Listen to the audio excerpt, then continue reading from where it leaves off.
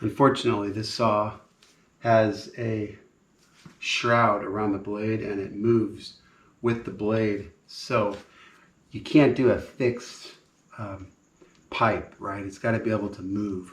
So you have to have some flex hose hooked up to this. Oh man, I love these things. They'll flatten out. They're good to go. These things, gotta love them.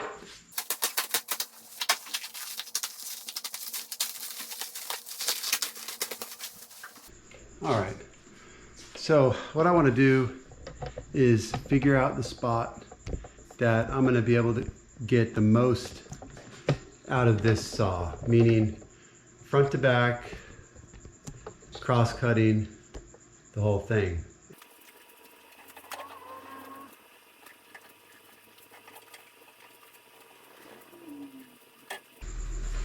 That might be this spot right there. Let me check out my cut here. The very beginning of that scoring blade is 98.5 inches. I'm going to mark where the length is. Easily 105, 106 inches. I can lower that a little bit. That's good. Okay. What I want to do is just kind of maximize the space here, not for the cutting, but for the building of the projects. So I want to be able to use a full workbench over there.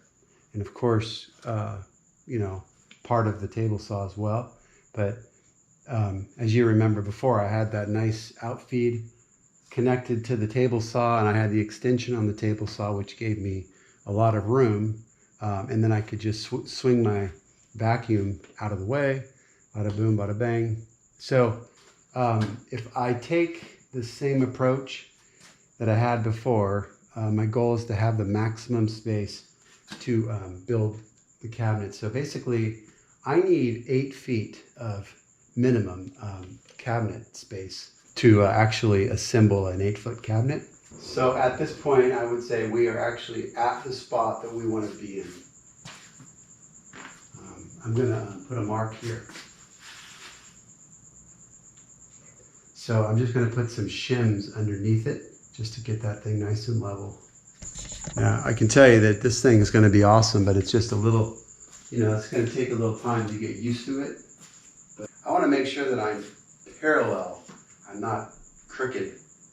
When I put the table in, I want it to be nice and square. Okay, we're back at it. It's the next day. I've got to level this machine.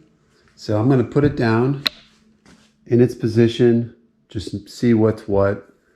It's probably going to have to be jacked up in the front. Hopefully side to sides are reasonable, but it might need to be jacked up also. If we have to move it and fine tune it, we always can. This is what's going to be nice about this. It's not going to be bolted down, and it's going to be, everything around it's going to be movable. So I'll be able to just shift it around if I need to. So for some reason, if I want to, I can. Cherry shims that I have here, and I'm going to use these at first. It's almost 1 inch total. Not level yet.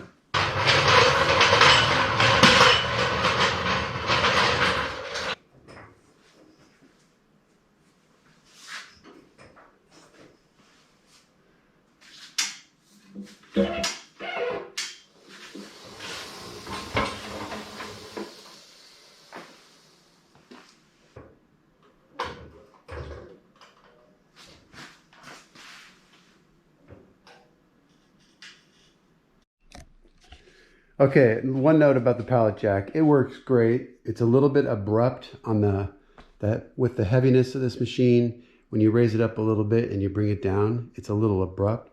Actually, the floor jack works really well too for this, but you can't lift up the whole machine. You just have to go one side at a time. But in leveling it, that was the best tool for the job. I just put it under there, jacked it up just a little bit, and this has got such a nice control. When you release it, it doesn't like slam down. So This is definitely one of those more difficult jobs, saws to level, because of the way that the,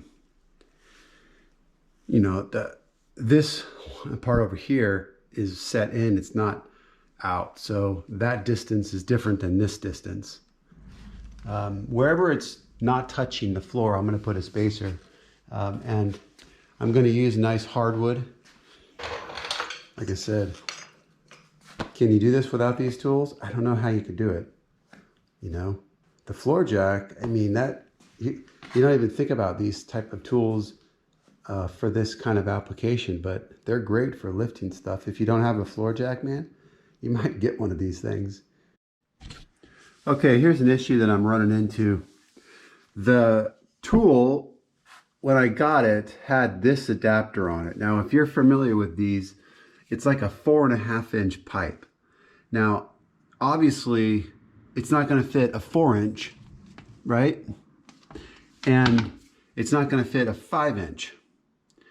So people get creative. And this is, I think, one of the more common ways to get around this. And that is to use this sewer adapter that you can get like at a box store.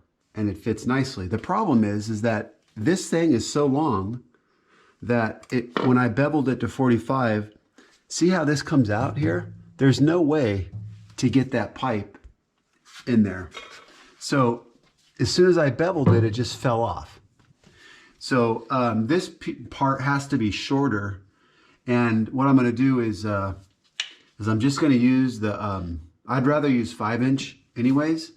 I did all this work. I actually got this crimped. I put this on and realized that my camera actually died. So unfortunately, I didn't get it on video, but I went ahead and put this 6 to 4-inch reducer on and then put my foil tape around it so it's nice and solid. And of course, now I have to take it off because I'm going to use the 6 to 5-inch reducer. Trials and tribulations here. But this is kind of important to get set up because once there's a table here, you're right, I'm underneath. I'm going to be basically working underneath all this stuff. So once everything's set up, I'm not going to be able to have access to this as well. Well, it's not going to be as easy to do. Okay, so to reuse this, I'm going to try to get this off here. They have caulking all over this thing. See, if you put caulk in here, there's no way I'm getting this off. Well, that sucks. Well, I cut ABS with this all the time. Can you cut rubber? I'm just going to cut this guy and see if that will free it.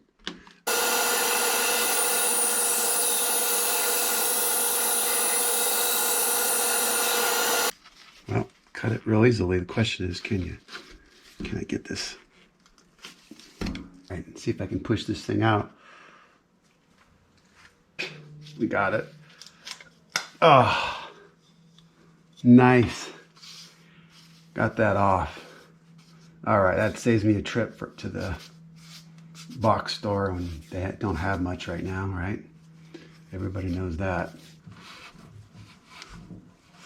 Okay. All right, so if I go up as far as I can get this guy. Oh. As far as that goes, it's good. Question is, will I be able to get the pipe on? Because again, there's just not a lot of room in that application. All right, so that's done. Said I don't think this will work, but let's see. Let me try to crimp this.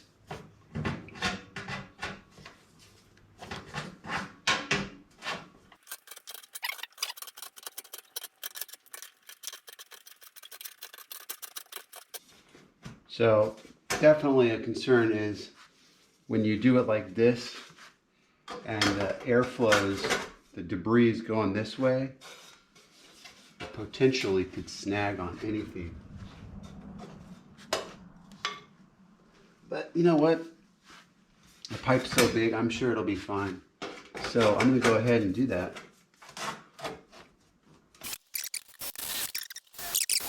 All right, so that's good. I'll check the fittings, I'll do everything, After everything's connected, I'll tape everything up. So at this point, that's good. I just need that 5-inch hose right there, go directly to the back. That's cool.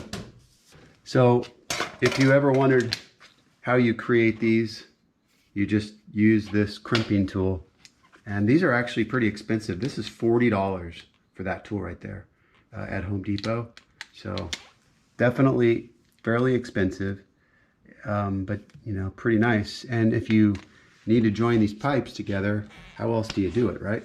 One of the things I'm gonna do is put the outfeed table is gonna go right here. So I need to get rid of this.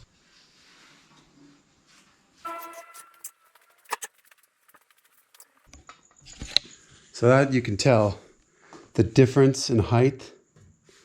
It's about 2 inches or so. The most important thing right now is to modify this table to 1, be lower, and 2, be able to be longer.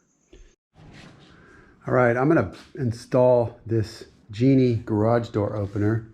The model number is 6172HBO.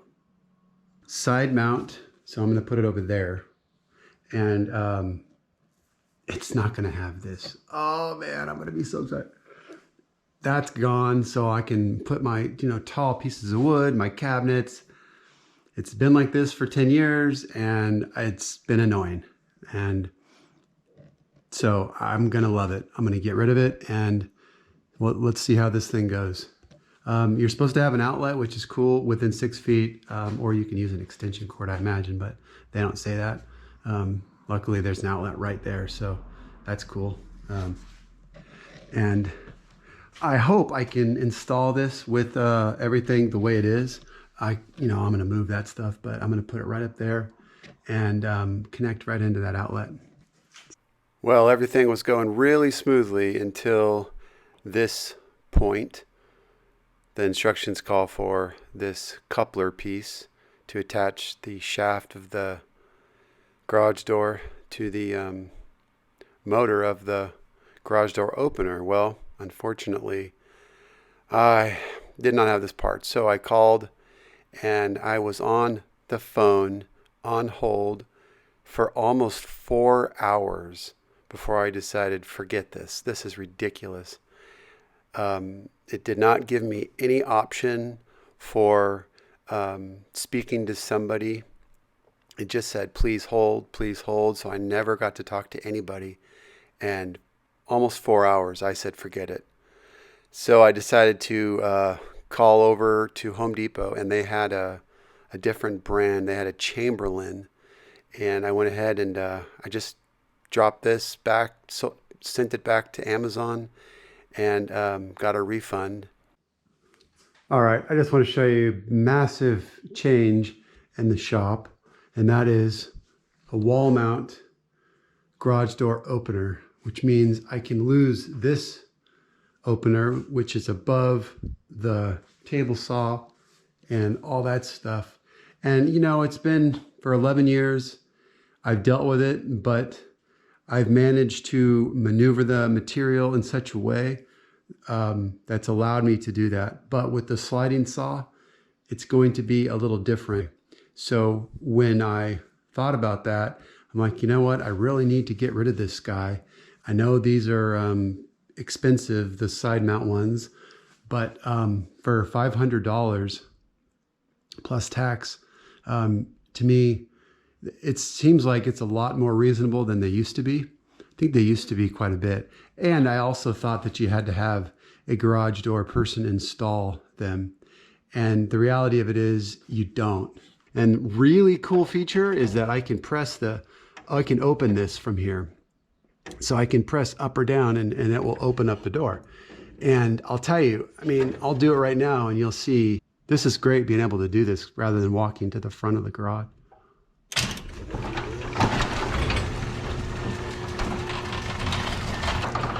And it's Wi-Fi, so get that. And of course the saw has taken a back seat for this install, and this took a little longer than I thought. I mean, I think the paper says 2 hours, and I'm going to tell you right now, there's no way you can do this in 2 hours. I'm sorry. I mean, maybe if you've done 5 or 6, but it's just there's too many parts and pieces to do it. Just running the wires takes 2 hours for me. Oh, and also I got kind of lucky. My the light that you put in right there, so that's a wireless Wi-Fi light, whatever, but you have to plug it in. I tapped into the control wire for the front, you know, the wall panel control.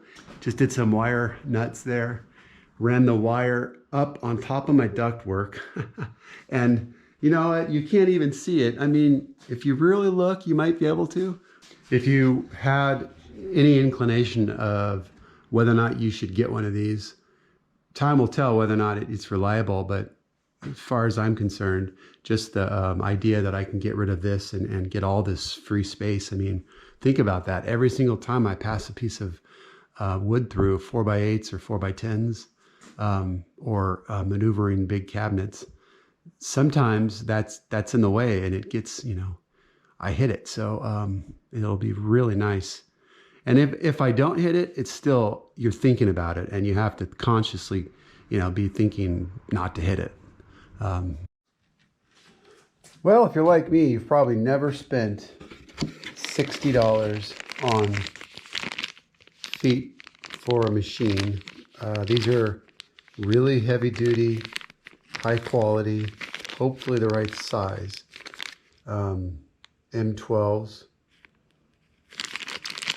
Each one will hold 4,000 pounds, and it's got a swivel foot with a rubber pad. I mean, oh my gosh, look at how beautiful these are.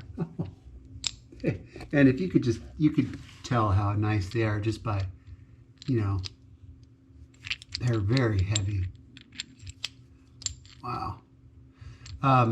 So my dilemma, of course, I have to raise the machine up now to get this in there. Got to lift this up in order to put my leveling feet on. And I'm going to go ahead and raise this up. Since I can, these are long enough, I'm going to go ahead and raise this up 1 inch here, and that's going to be whatever that's going to be down there, 1 3/4. I just, you know, I prefer to have a machine just up a little bit higher. So I'm going to go 1 inch up here, and then whatever falls down there.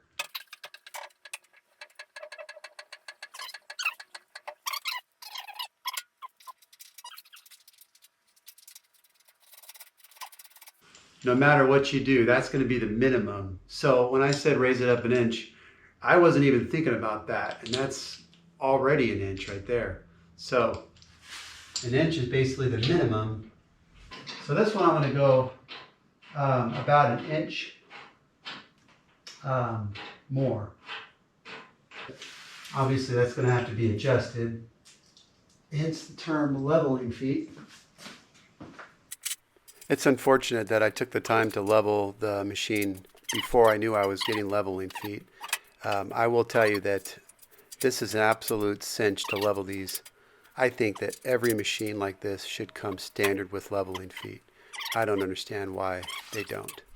This may seem like silly stuff, but when you're doing this kind of stuff with a machine like this, it's got to be level, and it's got to be dead nuts level. Otherwise, the mechanisms, from what I hear, they'll wear out prematurely. And even, you know, the subsequent stuff I put on it, right? The tables and stuff, all that needs to be leveled out. But you can see how nice it is to have these feet. And I want to send a thank you out to Sam Blasco, because he was the one that connected me with this company that makes these. And I couldn't be happier with them. So they're beautiful. They are pricey, but look at these things. I mean, you know, you would expect them to be fairly pricey given how sturdy they are. And I love the fact that they've got that dampening membrane at the bottom, that rubber. So that's really cool. All right. Very cool. This thing is set. I got my dust collection hose, so I'm ready to hook that up.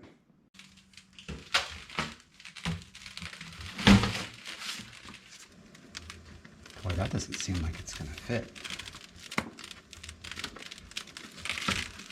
You know what I just thought of? I might do this. If I reverse that, put the clamp on that side, see how that's reduced? I could reduce the rest of it, just literally cut that out, and then put the band clamp right on that end. And then that piece would be narrower. Yeah, that's what I'm gonna do. I'm gonna take this guy and I'm actually gonna reduce this and see if that works. This ought to be fun. You know, as I'm doing this with the dust collection, I'm reminded of the fact that nothing's easy on this job. And one of the things I'm talking about is these beautiful feet there. They're awesome, but the MiniMax machine, see that? That nut right there,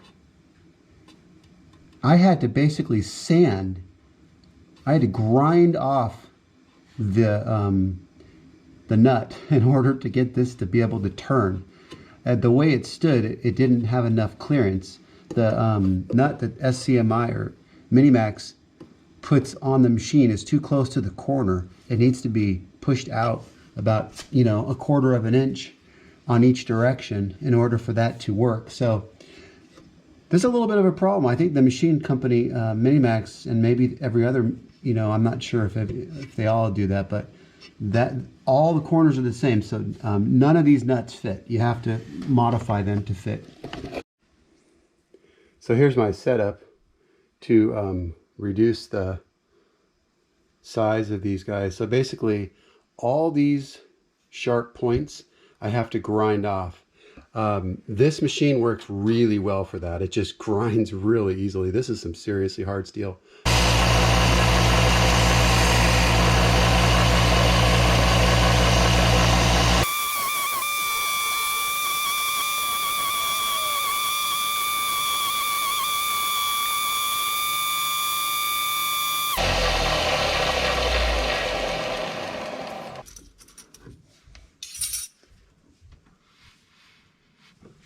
So that makes that smaller. Let's see if this slides on better now as well.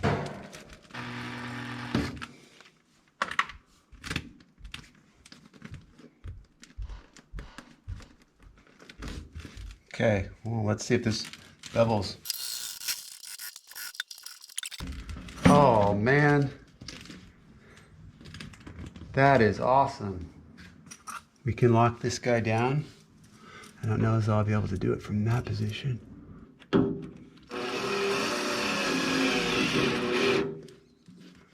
That is on there. Sweet. Okay.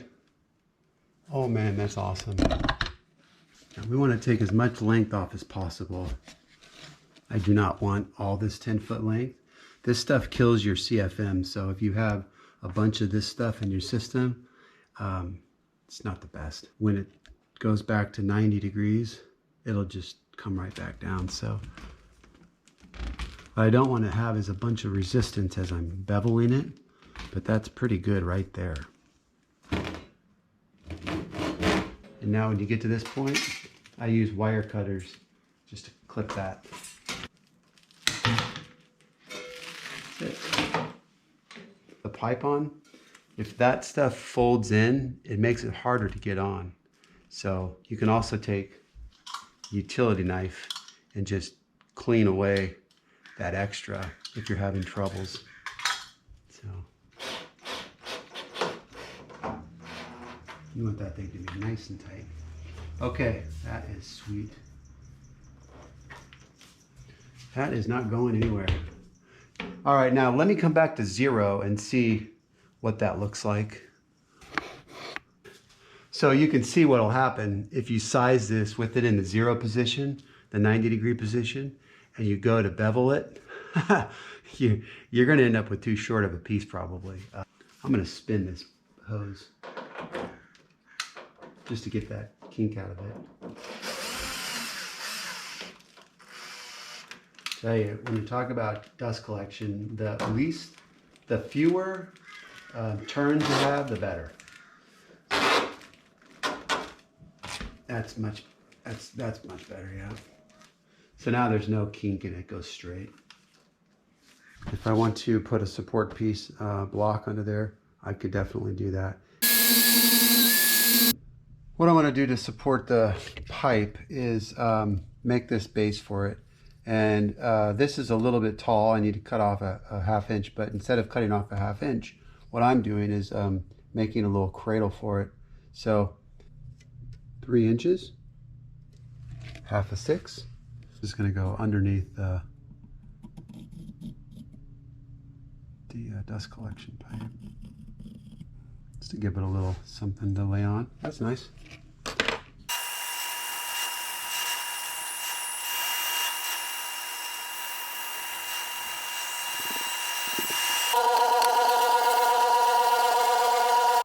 All right, I went ahead and just cleaned this up on the joiner. Looks a little bit better. But this is just going to sit underneath the pipe to give it a little bit of support so it doesn't sag down.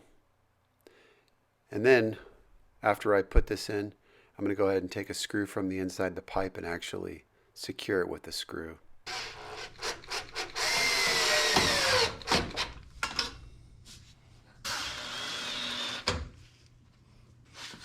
Okay, finally, that's better. Let's tape this sucker up.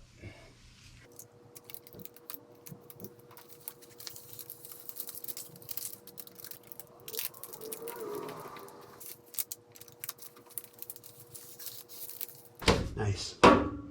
So that'll be supported. Very good. It's always small jobs that you think, oh, it's going to be so easy, but yet, you know, I forgot one important thing, and that is, obviously, when you do this type of joint, it's got to be taped. So having access underneath was important. So just a little bit more work to get that set back, but that's nice. So now that guy's not going to be falling and all that stuff. Okay, so I have a problem with my new outlet. This is a locking outlet, and it's a 30 amp 220 4-wire, and it's supposed to be locking. So when I put this in, it's actually supposed to engage and not come out, and it does not do that, right? No locking. My electrician, when he put this in, he also noticed it wasn't locking, but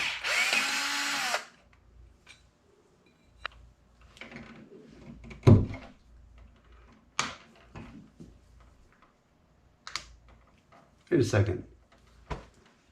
Did you hear it pop? Before it didn't do that, so it's locked. Maybe the depth at which it's mounted? I don't know. I know why. This hole's not big enough. So it literally doesn't fit through the hole. Oh man. So it sits too far back. That's why it's not locking. So that hole needs to be bigger. How is that possible that this doesn't fit that? But it doesn't. Okay. Well, that's the cause.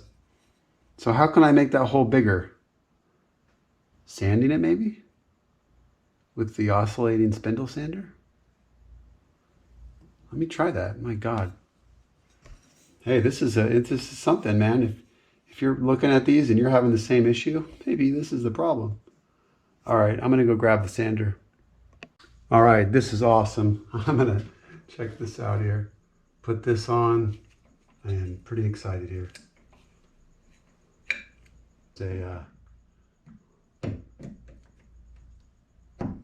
Boom, there it is. Now lock it.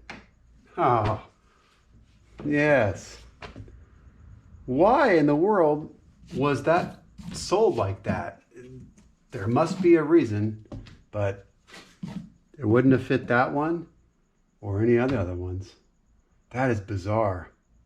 All right, nice little fix. Hey, So on the next episode of this series, I'm going to be tackling some painting of the saw parts and a surprise paint job that you may not be expecting.